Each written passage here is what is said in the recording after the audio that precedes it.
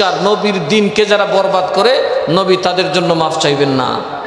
বিশেষ করে যারা বিদআতের প্রচলন করে, বিদআতুস সাইয়্যিআ, মন্দ বিদআত, ধর্মের নামে যারা ধর্মের নামে অপকর্ম বের করে, ওই ডিজে ড্যান্স, উরুসের নামে নারী পুরুষ একসাথে অবাধ মেলামেশা, জেনা, ব্যভিচার, ফাহেশা কাজ, মদ জোয়ার আড্ডা লাগায়, নাম হচ্ছে উরুস মাহফিল। এরকম আছে না নাই? অর্থাৎ কাজটা দিনই, সেখানে যা হচ্ছে সব বিদআত, ধর্মের বিরোধী। এরকম আছে না নাই? ওই বিদআতি উম্মত রসুলের দোয়া পাবে? রসুল তাদের জন্য কবর শরীফ, রওজা শরীফ থেকে দোয়া করবেন না।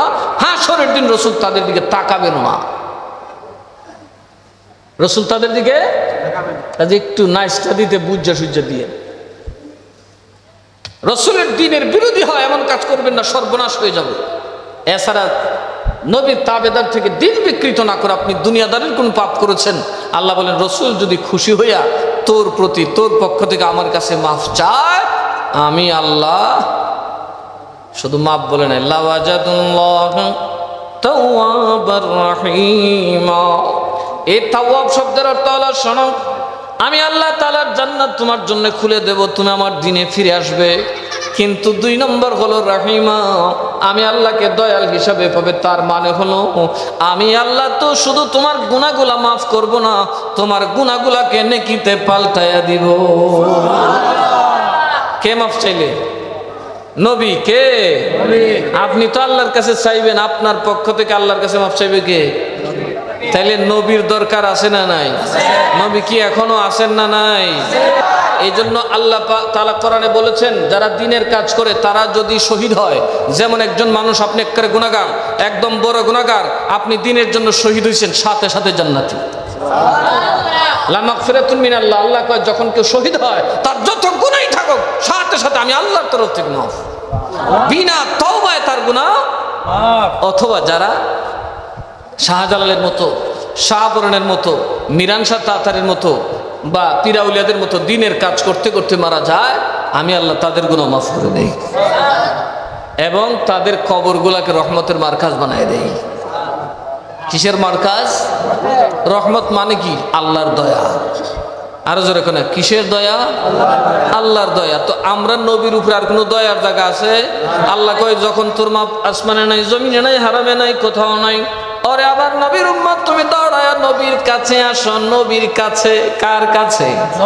আমার আল্লাহ বলেন, ও দুনিয়ার মানুষ, আমার হাবিব এখনো মরে না, আমার নবী জিন্দা। মুরা বেটার কাছে গেলে কোনো দোয়া করতে পারবো? মনে রাখবেন, মানুষও কিন্তু মৃত যতক্ষণ দুনিয়ার উপরে থাকে। ইন্তেকালের পরে যতক্ষণ পৃথিবীতে থাকে ততক্ষণ সে কি? কবরে যাওয়ার পরে কয় না, কবরে যাওয়ার পরে। এই জন্য দেখবেন লাশের যায় কেউ কোন আসসালামু আলাইকুম বলে না, কবরে যাওয়ার পরে যায় বলে আসসালামু আলাইকুম ইয়া আহলাল কুবুর। কথা কন ঠিক না বেঠিক? বেশ কম একটা হচ্ছে আমরা আহলুদ দুনিয়া, ওরা আহলুল বারজাখ, আর একটা জগতে চলে গেছে, এরা জীবিত, এরা কবর থেকে আপনাকে দেখতে পায়। আপনি যখন নামাজে দাঁড়ান, এই জন্য বলি নামাজে দাঁড়ান, ভালো কাজ করেন, রোজা রাখেন। আপনি যখন নামাজে দাঁড়ান, শুধু আপনি দাঁড়ান না, আপনি নামাজে দাঁড়ানোর সাথে সাথে আপনার বাপ দাঁড়ায়, আপনার দাদা দাঁড়ায়, আপনার বড় বাপ দাঁড়ায়, আপনার নানা দাঁড়ায়, নানি দাঁড়ায়, আপনার নসলে যত ইমানদারের আত্মা কবরে সব কটা খারাইতে হয়। আল্লাহ তখন ফেরেশতাদেরকে জিজ্ঞেস করে, এই ফেরেশতা, নামাজ পড়ে একটা এইগুলো কেন এর পিছনে দাঁড়াইছে? আল্লাহ অংশ নিত।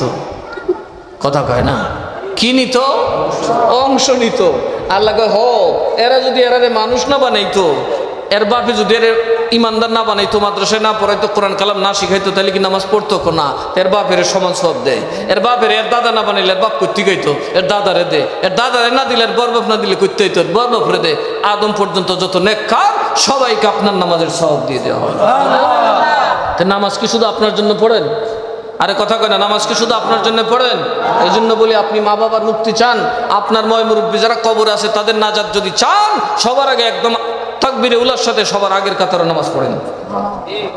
কথা কয় না, আপনার সওয়াবও পাবেন, আপনার বাপারও নামাজের সওয়াব হয়ে যাবে। আল্লাহ যেন আমাদেরকে নামাজ পড়ার তৌফিক দান করে। আর একটু আস্তে কন, সালাতুন ইয়া রাসূলুল্লাহ আলাইকুম সালামুন ইয়া। আমরা নবী জিন্দা না মুর্দা? আল্লাহর কোরআনের আয়াত দেখেন, জাউ নবী আপনার কাছে আসবে। কার কাছে আসবে? আল্লাহ কয় নবীর কাছে আসবে।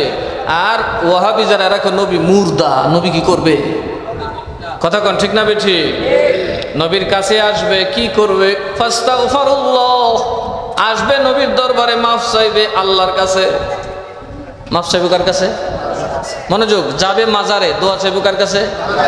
এই সিস্টেম শুনেন, যাবেন নবীর দরবারে, মাফ চাইবেন কার কাছে? আরো যারা কন, যাবেন নবীর দরবারে, নবীর সামনে গিয়ে মাফ চাইবেন কার কাছে? আল্লাহর কাছে। এইবার আল্লাহ কয়, আমার কাছে মাফ চাইলেও, নবীর দরবারে আসলেও আমি ছাড়বো না, আমার একটা শর্ত আছে। কার শর্ত? কথা কয় না, কার শর্ত? লা ইলাহা ইল্লাল্লাহ শর্ত। সকল ওয়াহাবিরা যে খুদার প্রেমে পাগলি, খুদার শর্ত। কথা কয় না কে? এদের খুদার শর্ত কি? আল্লাহ কয় সব আইসোস নবীর বাড়ি, মাফ চাইছোস আমার কাছে, আমার শর্তটা একটু শুনে নাও। ওয়াস্তাগফার লাহুমুর রাসূল,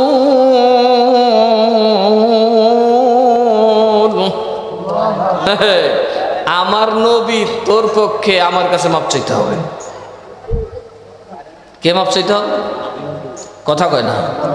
আল্লাহ বলেন, বান্দা তুই আমার আসছোস, আমার নবীর কাছে আসতে বলছি, আসছোস, মাফ চাইছোস আমার কাছে, চাইতে বলছি চাইছোস, কিন্তু তারপরেও মাফ করবো না, আমার একটা শর্ত, আমার রসুল তোর পক্ষ থেকে মাফ চাইতে হবে। এখন মরা মানুষ কারো পক্ষে মাফ চাইতে পারেনি। কথা কয় না কে? মরা মানুষ মাফ চাইতে পারেনি, তাহলে আমরা নবী কি মরা? আরে মেয়ে জিন্দা, খালি উম্মতি করে না, উম্মতের যত মুশকিল সব খোদার দরবার থেকে আসান করে দেয়। আল্লাহ বলতেছে, আমার লাস্ট কন্ডিশন হলো, আমার হাবিব যদি তোর পক্ষে আমার কাছে মাফ চায়। আচ্ছা, নবী কি সবার জন্য মাফ চাইবে মনে করেন? না। আরো জোরে কর না, নবী কারো সবার জন্য মাফ চাইবে? পরিষ্কার, নবীর দিনকে যারা বরবাদ করে, নবী তাদের জন্য মাফ চাইবেন না। বিশেষ করে যারা বিদআতের প্রচলন করে, বিদআতুস সাইয়্যিআ, মন্দ বিদআত, ধর্মের নামে যারা ধর্মের নামে অপকর্ম বের করে, ওই ডিজে ড্যান্স, উরুসের নামে নারী পুরুষ একসাথে অবাধ মেলামেশা, জেনা, বেবিচার, ফাহেশা কাজ, মদ জোয়ার আড্ডা লাগায়, নাম হচ্ছে উরুস মাহফিল। এরকম আছে না নাই? অর্থাৎ কাজটা দিনই, সেখানে যা হচ্ছে সব বিদআত, ধর্মের বিরোধী। এরকম আছে না নাই? ওই বিদআতি উম্মত রসুলের দোয়া পাবে? রসুল তাদের জন্য কবর শরীফ, রওজা শরীফ থেকে দোয়া করবেন না, হাশরের দিন রসুল তাদের দিকে তাকাবেন না। রসুল তাদের দিকে একটু নাইসটা দিতে, বুঝা সুজ্জা দিয়ে। রসুলের দিনের বিরোধী হয় এমন কাজ করবেন না, সর্বনাশ হয়ে যাবে। এছাড়া নবীর তাবেদার থেকে দিন বিকৃত না করে আপনি দুনিয়াদারির কোন পাপ করেছেন, আল্লাহ বলেন, রসুল যদি খুশি হইয়া তোর প্রতি, তোর পক্ষ থেকে আমার কাছে মাফ চায়, আমি আল্লাহ শুধু মাফ বলে নাই, লাওয়াজাদুল্লাহ তাওয়াবার রহিমা। এই তাওয়াব শব্দের অর্থ হলো, শোনো, আমি আল্লাহ তাআলার জান্নাত তোমার জন্য খুলে দেব, তুমি আমার দিনে ফিরে আসবে। কিন্তু 2 নম্বর হলো রাহিমা, আমি আল্লাহকে দয়াল হিসাবে পাবে। তার মানে হলো, আমি আল্লাহ তো শুধু তোমার গুনাহগুলা মাফ করব না, তোমার গুনাহগুলাকে নেকিতে পাল্টায়া দিব। কে মাফ চাইলে? নবী। কে? আপনি তো আল্লাহর কাছে চাইবেন, আপনার পক্ষ থেকে আল্লাহর কাছে মাফ চাইবে কে? তাইলে নবীর দরকার আছে না নাই? নবী কি এখনো আছেন না নাই? না আপনার আর মাফ হইব কেমনে? এই যে মাহফিলে বসছেন, রাস্তায় বসে গেছেন, ঘর বাড়ি সব ছেড়ে দিয়েছেন, এই ময়দানটা, এই মজলিসটা আমার রসুলের দরবার। এই জন্য এখানে এসে বেশি করে মুহাব্বতে দরুদ পড়বেন, পাক পবিত্র হয়ে আতর টাতর দিয়ে আসবেন, কারণ এই মজলিসে বসা হলো রসুলের পাশে বসে থাকা। যদি রসুল আপনাকে পছন্দ করে ফেলে, যদি আপনার জন্য দোয়া করে, সব গুনাহ মাফ হয়ে যাবে। সুতরাং মুহাব্বতে সালাতুন ইয়া রাসূলুল্লাহ আলাইকুম সালামুন ইয়া হাবিবাল্লাহ মহুমা মুহতাজতু হাজাত المدد يا غوث اعظم سيدا صلاة يا رسول الله عليكم سلام يا حبيب الله। এবার আসুন ঈদ। ঈদে মিলাদুন্নবী একটু ঈদের দলিল কোরআন হাদিস আছে কি নাই? আমার মতো সুডু মৌলবী ভাই শাইখুল হাদিস পায় না, যাইতাম কই? কথা কয় না। হযরত বেলাল বুঝলো কিন্তু আবু জাহিল পণ্ডিতে কথা কয় না। বেলাল বুঝে কিন্তু আবু জাহিল পণ্ডিতে। কারণ কি জানেন? সুম্মুন বুকমুন উময়ুন ফাহুম লা ইয়ারজিউন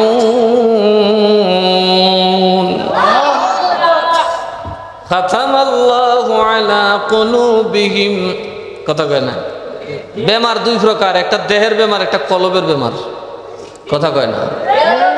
এই কলবের বেমার জেরে ধরছে, সর্বনাশ হয়ে গেছে। যারা নবীর দুশমন এদের বেমার কই? আরো জোরে কোনা কোথায়? কলবের বেমার সারবেন কই? এই সমস্ত মাদ্রাসাকে সহযোগিতা করুন। এই আলেমরা তৈরি হলে, আমি গুনাহগারের মতো কিছু আলেম পীর বুজুর্গ যখন তৈরি হবে, দেখবেন আজীবন আপনাদেরকে ওষুধ দিব, বেমারে ধরতো না। কথা কন ঠিক না বেঠি? আমাদের সাথে বসবেন, প্রশ্ন থাকলে বসবেন, রাতের রাত চলে যাবে ইনশাল্লাহ। এমন প্রশ্ন নাই যেটার উত্তর নাই। সুন্নিদের জন্য একটা শর্ত হলো আলেম হতে হবে। কারণ বিজ্ঞানী যে আবিষ্কার করে সে জ্ঞানী হতে হয়। আর যে টাকি মাছ টুকি মাছ ধরে এর বেশি জ্ঞানী লাগে না, একটা লেংটি দিলেই চলে। কথা কানাকে এরকম লেংটিওয়ালা মৌলবী আমরা দেশে আছে না নাই? যে হাত করে খুব সহজ, হট করে লেংটি দেখবে মাথা ফাটাইলা।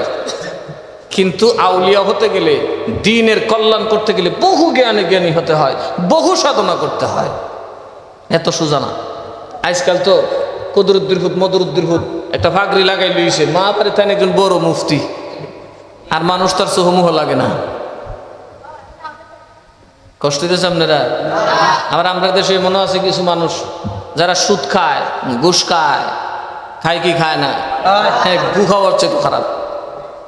কি খাওয়ার চেয়ে তো খারাপ?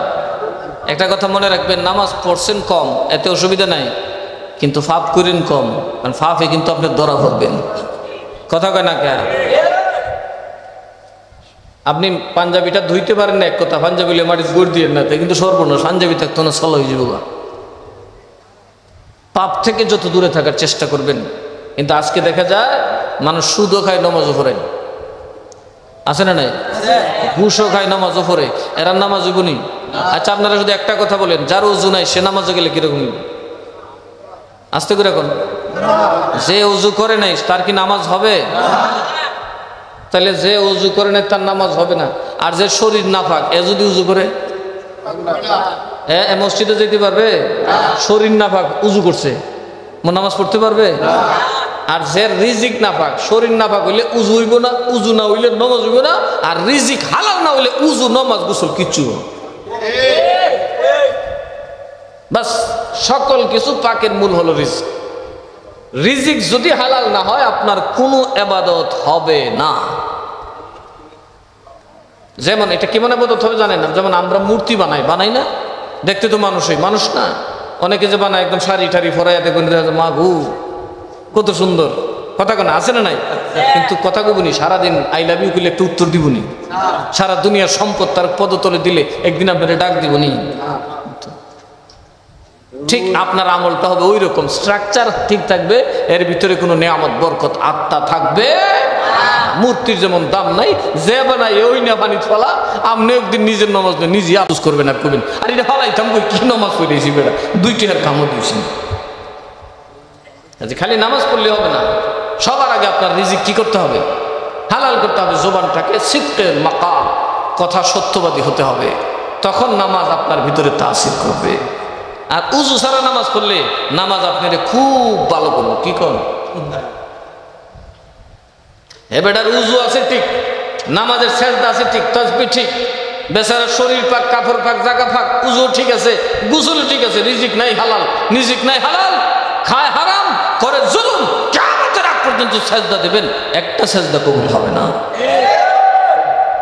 কারো বাড়ি জবরদখল করে 1 ইঞ্চি দখল করে দিয়েছেন, আপনার নামাজ বাদ। 1 ইঞ্চির জন্য আপনার জীবন বাদ। আপনি 1 ইঞ্চি জমির জন্য আপনি কিয়ামত পর্যন্ত নামাজ পড়বেন, একটা নামাজ কবুল হবে না। সিস্টেম হবে মূর্তির মতো, স্ট্রাকচার হবে, আত্মা আসবে না, কোনো উপকারে আসবে না। পরিষ্কার বলে দিচ্ছি, জুলুম করে কারো বাড়ির 1 চুল পরিমাণ জুলুম করে রাখছেন, কৌশল করে, আর যেভাবে হোক, লাঠি দিয়েই হোক, আর এতিম মিসকিনের মাল নিলে তো কথাই নেই, সাক্ষাৎ আপনি দুজকে বাস করতেছেন।